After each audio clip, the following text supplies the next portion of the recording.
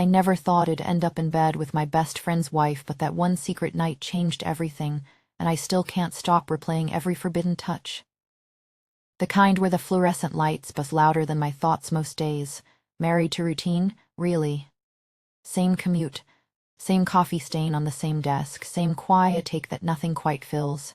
Mike has been my drinking partner since college, the one who always showed up with a six-pack and a story that made the world feel a little less heavy. We've been through breakups, bad jobs, late-night talks that stretched until dawn. HES family. You know, the brother I never had. Last weekend he invited me over for a casual barbecue at their house. Said his wife Sarah wanted to finally meet the famous best friend he always talks about.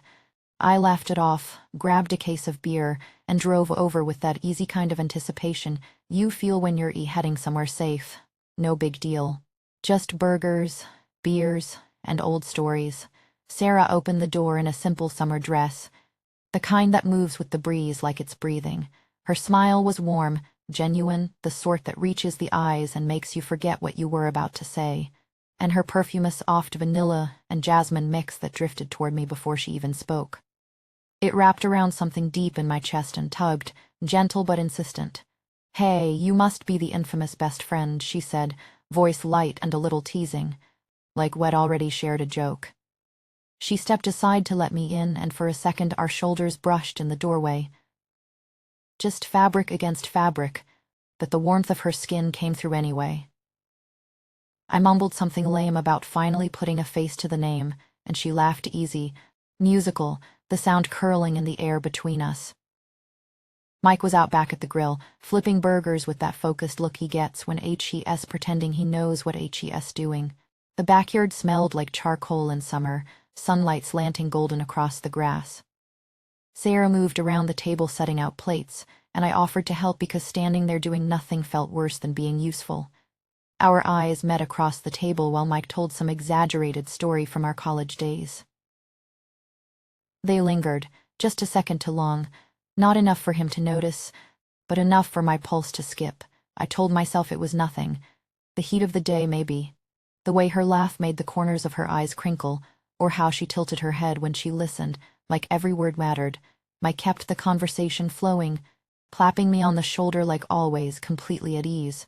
But every time Sarah passed me something, her fingers brushed mine handing over a cold beer, or she leaned in to refill my glass, I felt it that dangerous little spark, like static right before lightning.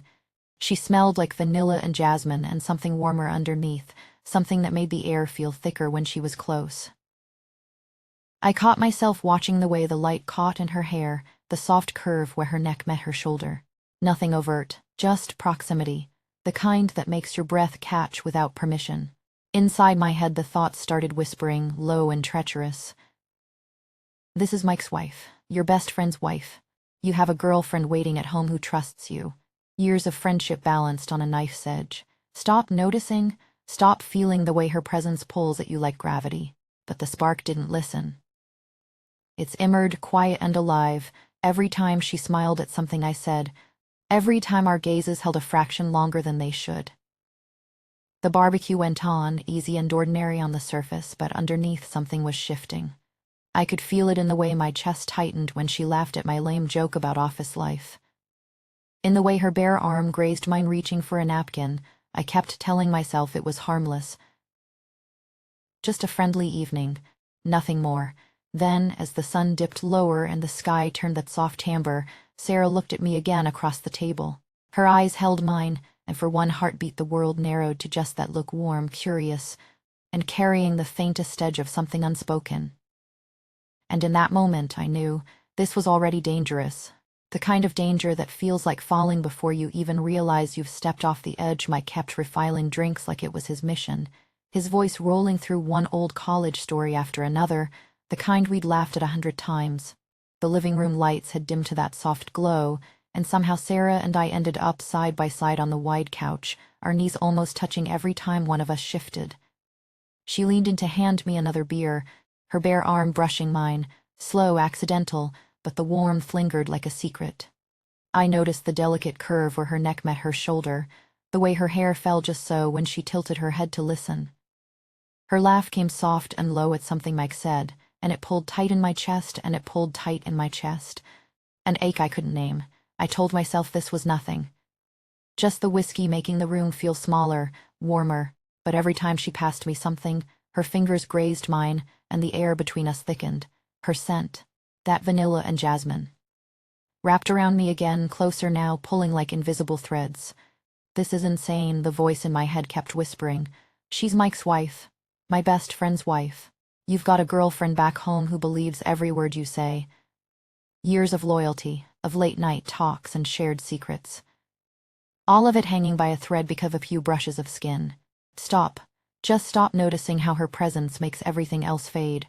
Yet the thoughts wouldn't quiet, turning hesitation into something dangerously possible. I repeated it like a mantra. She's off limits, but the words felt weaker each time her laugh brushed against me. Stories kept coming, louder at first, then slower as the beers stacked up. His eyes grew heavy, the recliner swallowing him as he slumped deeper, one too many, and he was out, breathing deep and even, the remote still loose in his hand.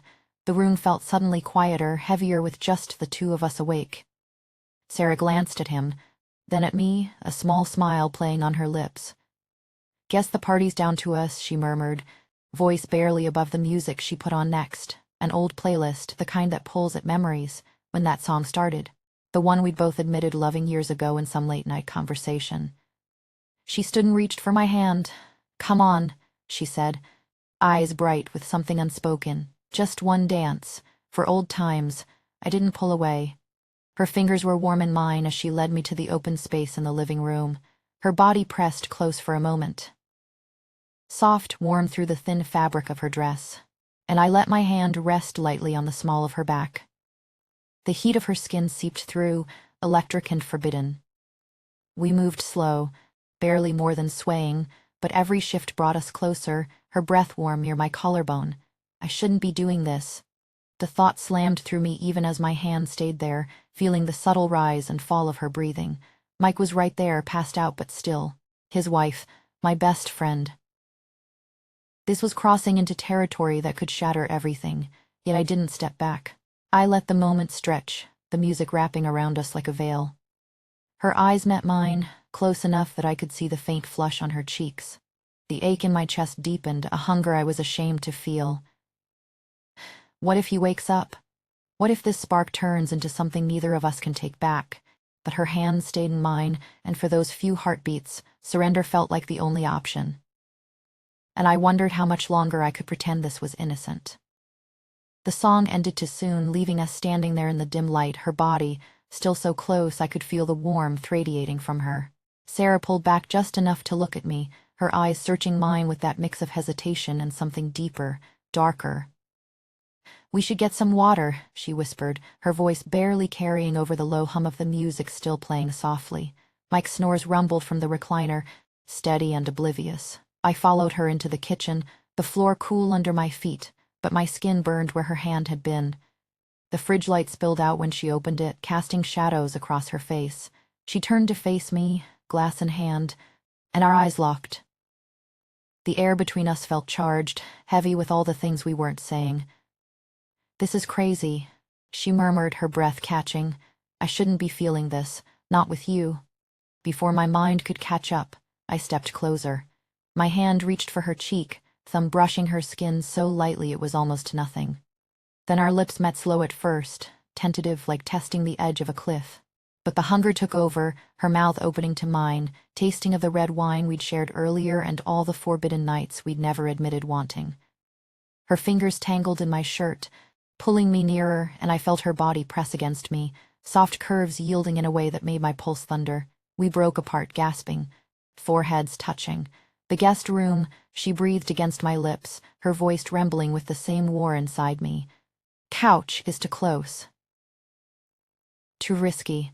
I nodded, unable to speak, and we moved quietly down the hall, her hand in mine like a lifeline and a chain all at once. Every step felt like falling, gravity pulling us towards something we both knew could ruin us. The door clicked shut behind us, and the room swallowed us in shadows. She backed against the bed, eyes never leaving mine. My hands found the hem of her dress, sliding underneath to trace the warm skin of her thighs smooth, forbidden. Electric. She shivered, a soft gasp escaping as my fingers grazed higher, feeling the heat there that wasn't mine to claim. Her nails dug lightly into my shoulders, scratching through fabric in a way that sent sparks down my spine. "This is wrong," the voice screamed in my head. Betrayal burning like acid. "Mike's my best friend. We've been through everything together. How can I do this?" But her breath was hot against my neck now, whispering my name so quietly it was almost a secret just for us. "Don't stop," she said, even as her body arched closer. My hands explored further, mapping the lines of her waist, the dip of her back, every touch building that ache until I thought I'd drown in it.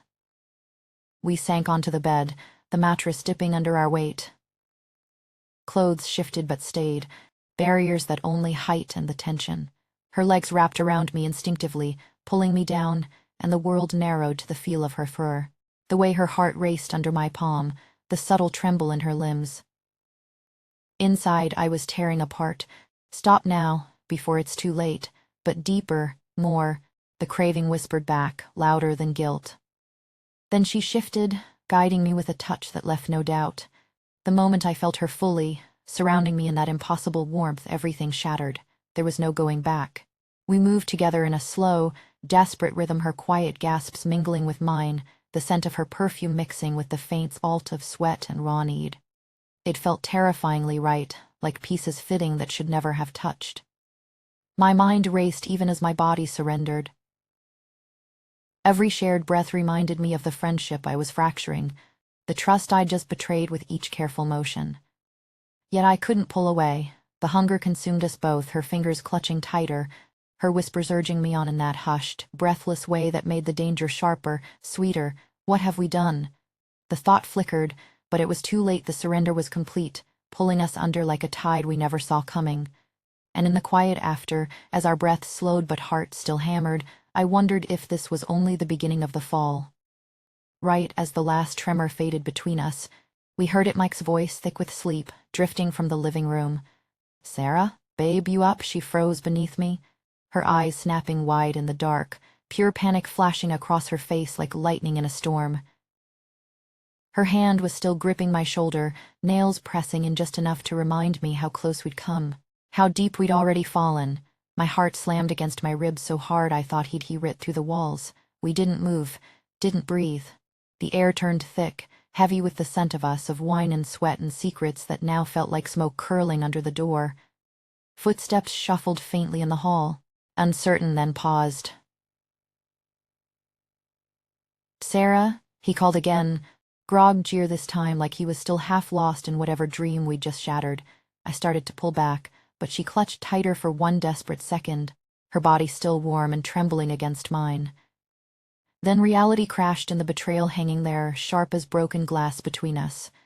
This wasn't some hazy fantasy anymore. This was my best friend's wife in his own house, with him just rooms away wondering why his bed felt empty.